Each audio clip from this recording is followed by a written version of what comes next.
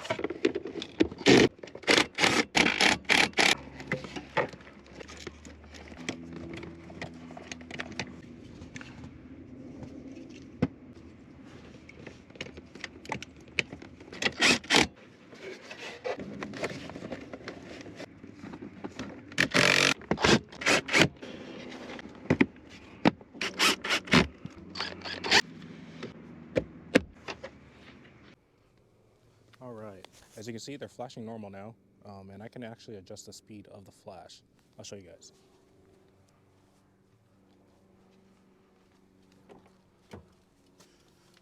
You just go to the relay, and with the simple turn of a button, you can slow it down, or you can speed it up. I'm going to leave it right in the middle, a little sweet spot.